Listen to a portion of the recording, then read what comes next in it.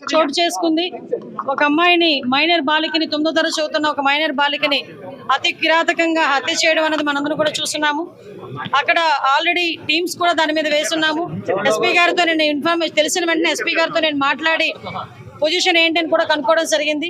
విషయం ఏంటంటే ఏదైతే ఒక అమ్మాయి ఇంతకు ముందు ఆ అమ్మాయిని ఇబ్బంది పెట్టి పోక్సో చట్టం ద్వారా అబ్బాయి జైలుకి కూడా వెళ్ళాడు. మొన్న రిమాండ్ కూడా పంపించారు.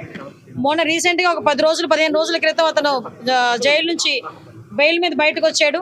వచ్చిన తర్వాత ఆ అమ్మాయిని హత్య చేయడం జరిగింది. దానికి సంబంధించి ఇంచుమించుగా 18 పేజీల వాంగ్మూలం కూడా ఇంచుమించు వాంగ్మూలం ఒక లెటర్ కూడా పెట్టున్నాడు అక్కడ.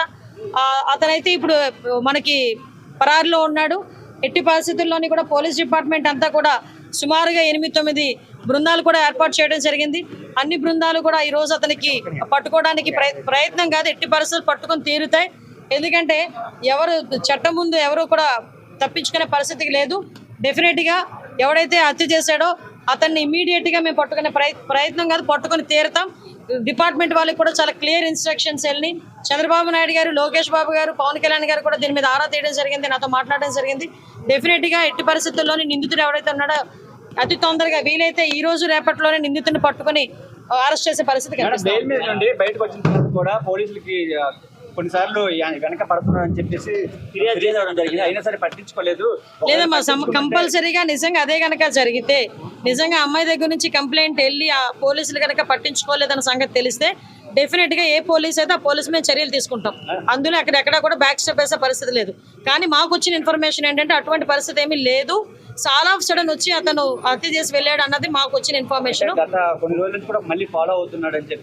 లేదమ్మా, నిజంగానే వాళ్ళ బ్రదర్ కూడా చాలా ఇనిషియేషన్ తీసుకున్నాడు. ఇంతకు ముందు కూడా తను బెంగళూరులో పనిచేసేవాడు.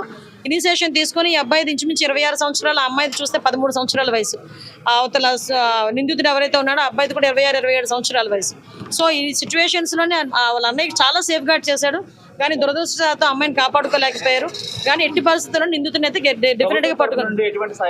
కంపల్సరీగా చంద్రబాబు నాయుడు గారితో మాట్లాడతాం. ఎటువంటి పరిస్థితుల్లో అమ్మాయి చిన్నపిల్ల, మైనర్ బాలిక, ఆ అమ్మాయికి ప్రభుత్వం నుంచి అందాల్సిన సహాయ సహకారాలన్నీ కూడా అందిస్తాం మా కుటుంబానికి.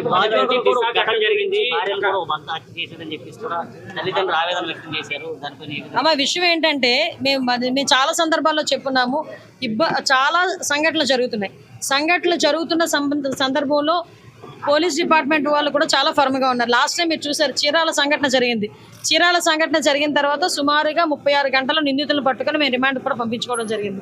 ఎక్కడ ఏమి జరిగినా చాలా యాక్టివ్ గా పోలీస్ డిపార్ట్మెంట్ వాళ్ళు పనిచేస్తున్నారు. ఎక్కడ జరగకుండా ఉండే బాధ్యత కూడా తీసుకుంటున్నాం. వీటన్నిటికీ కూడా మూల కారణం గాంజాయి మత్తులో చాలా మంది చేస్తున్నారు, డ్రగ్స్ మత్తులో చేస్తున్నారు. కాబట్టి వాటిని పూర్తిగా ప్రక్షాళన చేయడానికి ఒక కేబినెట్ సబ్ కమిటీని కూడా ఏర్పాటు చేసుకుని మొన్ననే మేము టాస్క్ ఫోర్స్ కూడా ఏర్పాటు చేయడానికి కూడా సిద్ధంగా ఉన్నాం. ఒక టోల్ ఫ్రీ నెంబర్ అన్ని కూడా ఏర్పాటు చేస్తాం.